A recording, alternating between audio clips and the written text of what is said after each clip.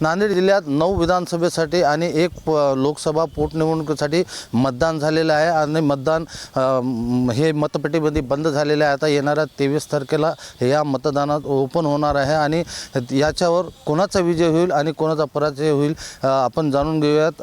माझ्यासोबत ज्येष्ठ पत्रकार आहेत, त्यांच्याकडून काय असणार आहे? नांदेड उत्तर आणि दक्षिण विधानसभा मतदारसंघामध्ये अपक्ष आणि बंडखोरांच्या महायुतीला फटका बसण्याची शक्यता आहे आणि मुस्लिम बहुल भागामध्ये सर्वाधिक मतदान झाल्याचा फायदा दोन्ही मतदारसंघातील मुस्लिम उमेदवाराला होऊन एक काँग्रेस आणि वंचितचा उमेदवार विजयी होण्याची शक्यता आहे। माझ्यासोबत अजूनही पत्रकार आहेत, त्यांच्याकडून काय लोकसभेची पोटनिवडणूक झाली, कोणाचा विजय होईल?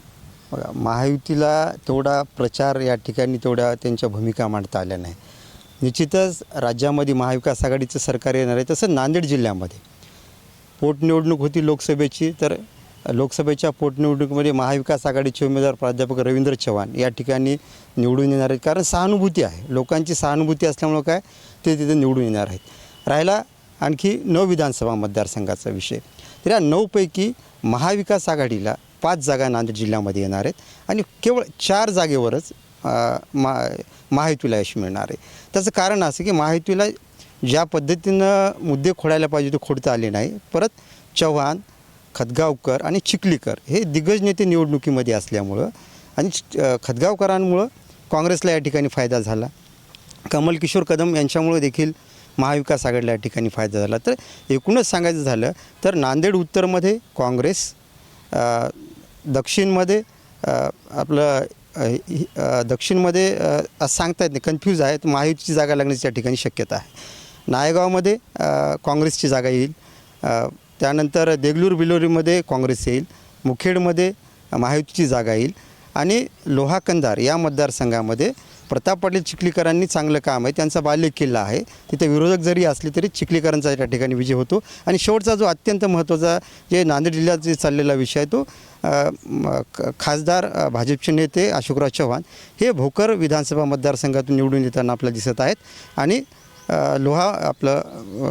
नायगाव मतदारसंघ एकूणच जिल्ह्यामध्ये जर पाहिलं आपण तर महायुतीला यश मिळत आहे। हदगावमध्ये देखील काँग्रेसचा विजय होतो, किनवटमध्ये राष्ट्रवादीचे प्रदीप नाईक विजय होतो आणि एकूणच महाविकास आघाडी नांदेड जिल्ह्यात नंबर 1 वर राहणार आहे। महाविकास आघाडीचा जास्तच प्रभाव इथं दिसताना बोलताना आपल्याला पत्रकारांना सांगितलं। माझ्यासोबत अजूनही पत्रकार, काय वाटतं तुम्हाला जातीकरणात? नाही, मुळात तर काय यावेळेसची निवडणूक ही जातपेक्षा उमेदवार आणि स्थानिक प्रश्नावर आणि राज्याची निवडणूक असल्यामुळे लोकसभेची निवडणुकीची गणितं वेगळी, विधानसभेची गणितं वेगळी आहेत। तसं असलं तरी आपण कायम दुर्लक्षित असलेल्या किनवट मतदारसंघाकडे माध्यमाचंही लक्ष नसतं, कोणाचंच लक्ष नसतं। तिथेही अटीतटीची निवडणूक झाली, किनवट असेल, हदगाव असेल, या ठिकाणी बऱ्याच माध्यमांचं लक्ष नसतं। या दोन्ही ठिकाणच्या चुरशीच्या निवडणुका झाल्या, दोन्ही ठिकाणी भाजप शिवसेना युतीचे उमेदवार निवडून येतील। भोकर मतदारसंघामध्ये अशोकरावांना मानणारा मोठा वर्ग असल्यामुळं तिथं काही विषय नाही। नायगावमध्ये भाजपचे राजेश पवार, देगलूरमध्ये अंतापूरकर निश्चित निवडून येतील। तिथं आता तुम्ही जसं म्हणता त्याप्रमाणे जातीय समीकरण झालेले आहेत।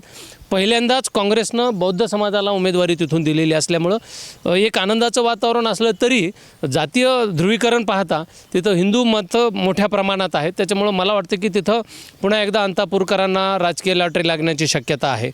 कंधार लोहा मतदारसंघात अतिशय अटीतटीची निवडणूक झाली, संपूर्ण जिल्ह्याचं लक्ष तिथं होतं। बहीण भावामध्ये ती निवडणूक असली तरी तिथं अपक्ष उमेदवार चंद्रसेन पाटील यांनी एक तगडं आव्हान या प्रस्थापित राजकारण्यासमोर उभं केलं होतं। त्यामुळे तीही निवडणूक चुरशीची लागेल, तिथं निवडणूक निकाल काय लागेल हे सांगणं अनाकलनीय आहे।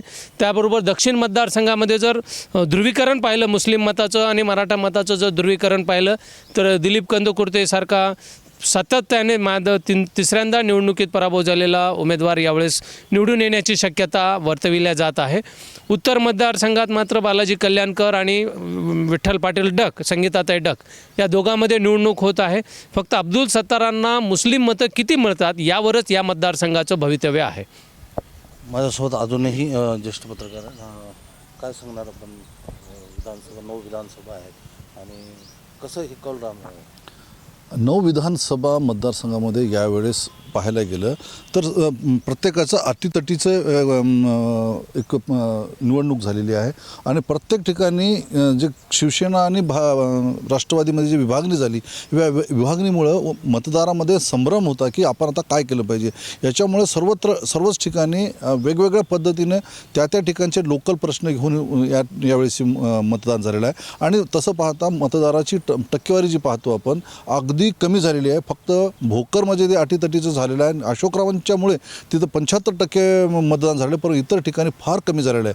आपण पाहायला गेलं तर खरं तर मी आता 2 ठिकाणचं बोलतो की मला भोकरमध्ये काय झालं की भोकरमध्ये माजी खासदार माजी मुख्यमंत्री अशोकराव चव्हाण हे काँग्रेसमधून भाजपमध्ये गेल्यामुळे तिथे एक नवीन वातावरण निर्माण झालं होतं की आता काँग्रेसचे लोक भाजपमध्ये गेलेल्या अशोकरावांच्या मागे राहतील का नाही राहतील हा एक संभ्रम निर्माण झाला होता. त्याच्यामुळे फार मोठ्या प्रमाणामध्ये तिकडे विरोध होण्याची शक्यता वाटत होती. परंतु अशोकराव चव्हाण एकदम म्हणजे काय म्हणतात त्याला राजकारणी आहेत आणि त्यांना माहीत आहे की कधी कुठं कसं वागलं पाहिजे आणि त्याप्रमाणे त्यांनी त्या ठिकाणी सर्व एकत्रित करून तिथले लोक जे काय भाजपाच्या विरोधात होते त्यांनाही भाजपमध्ये आणलं आणि भाजपाचे लोकही तिथं त्यांच्या पाठीमागं राहिले आणि त्याच्यामुळे तिथं जे पप्पू कोंडेकर उभं आहेत असं म्हणत होते की पप्पू कोंडेकर हा अशोकराव चव्हाणांचाच माणूस आहे, डमी उमेदवार आहे असं म्हणत असतानाच त्या ठिकाणी आंध्र प्रदेशाचे तेलंगणाचे उपमुख्यमंत्री ते रेवंत रेड्डी येऊन तिथं थोडी हवा निर्माण केली होती. त्या हवेचा थोडा परिणाम होईल असं वाटतं, परंतु त्या ठिकाणी सुद्धा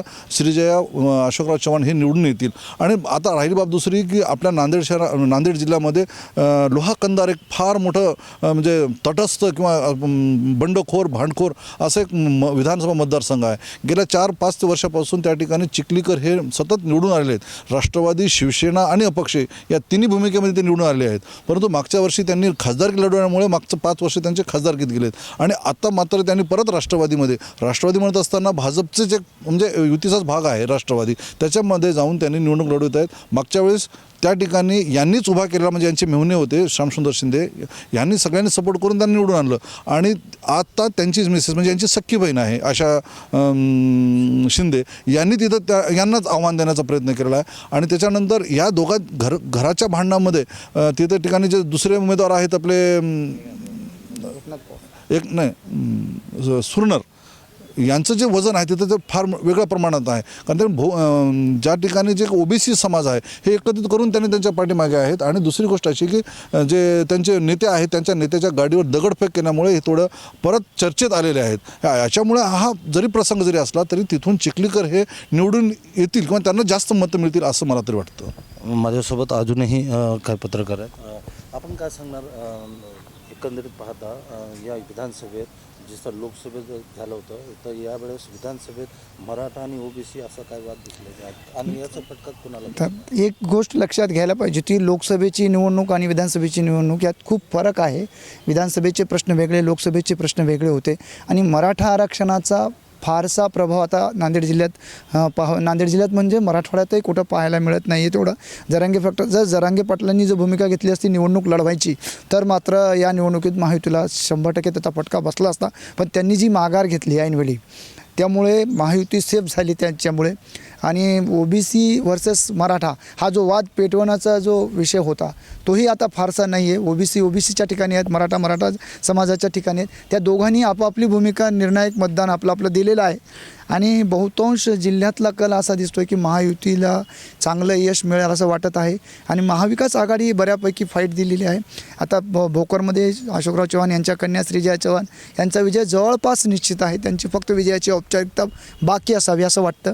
लोह्यामध्ये एक बहीण भावामध्ये जी लढत झाली त्याच्याकडे सगळ्यांचं लक्ष लागलं होतं.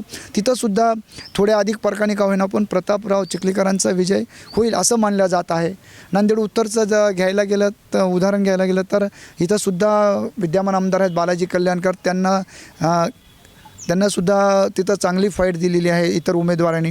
दक्षिणमध्ये अशीच लढत झाली आणि एकंदरीत चित्र पाहता महाविकास आघाडीला काही जागा आणि महायुतीला बहुतांश जागा असं चित्र जिल्ह्यात दिसेल असं वाटतंय.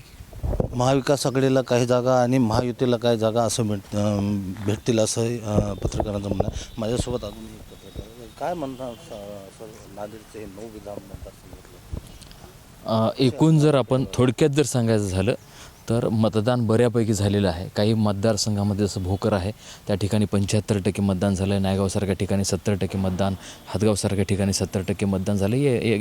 जेणेकरून की या मतदारसंघामध्ये मतदारांनी बऱ्यापैकी कौल मतदानाला दिलेला आहे. नांदेड जिल्ह्यामधलं जर आत्ता आपण चित्र बघितलं तर महायुतीकडे कल आपल्याला सध्या दिसतो.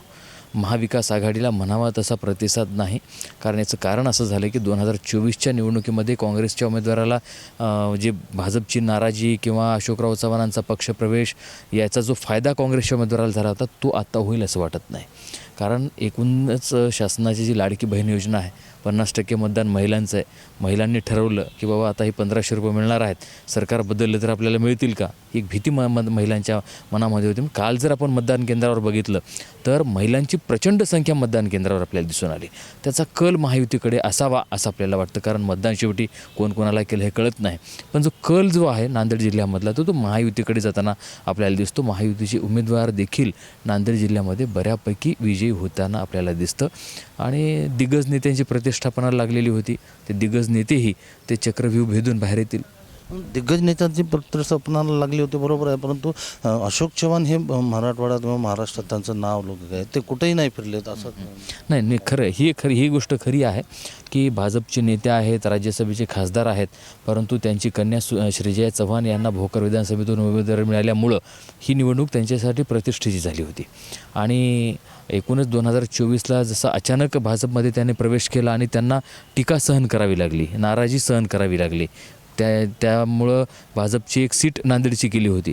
आणि अशोकराव चव्हाण केंद्रामध्ये मंत्री होतील असे जे काही तेव्हा बोलल्या जात होतं आणि ही सीट गेल्यामुळे त्यांना केंद्रामध्ये मंत्रिपद मिळालं नाही असं बोलल्या गेलं. मग ते मोदींची भेट असेल किंवा काय असेल डावललं वगैरे वगैरे. तर आता पुन्हा तीच परिस्थिती येऊ नये याच्यासाठी अशोकराव चव्हाणांनी मतदारसंघ न सोडता त्यांनी नांदेड जिल्ह्यातल्या वेगळ्या मतदारसंघामध्ये आपापल्या पद्धतीनं काम केलं, परंतु त्यांनी जास्तीत जास्त लक्ष आपल्या भोकरमध्ये केंद्रित केलेलं होतं. शेवटचा प्रश्न आहे की नांदेड जिल्ह्यात 9 विधान मतदारसंघात बंडखोरी झालेली होती, त्याचा फटका कसा होता? निश्चित ह्या बंडखोरीमुळं आता बऱ्याच मतदारसंघामध्ये नेमकं कोणाला विजयी घोषित करावं किंवा सांगावं असा प्रश्न पडलेला आहे. त्याच्यामध्ये आपल्याला सांगता येईल की कंधारची परिस्थिती तशीच आहे. त्या ठिकाणी आशाताई शिंदे ह्या शिका पकडून उभ्या आहेत, म्हणजे महाविकास आघाडीचा घटक आहेत, तरी त्या तिथं उभे आहेत. नांदेड दक्षिणमधली परिस्थिती तशीच आहे. दिलीप कंदकुर्ते भाजपचे महानगराध्यक्ष असतानाही त्यांनी बंडखोरी केली, त्या ठिकाणची परिस्थिती तशीच आहे. नांदेड उत्तरची परिस्थिती तशीच आहे. संगीता डक ह्या महाविकास आघाडीच्या असतानाही त्यांनी मशालकडून निवडणूक, म्हणजे एकूणच बंडखोरांमुळं चित्र आपल्याला स्पष्ट करता येत नाही. मुखेडमध्ये तीच परिस्थिती आहे. त्याच्यामुळं नेमकं ह्या मतदारसंघामध्ये कोण विजयी होईल असा कल आपल्याला आज देणं अवघड झालं. या बंडखोरांनी अडचण करून ठेवलेली.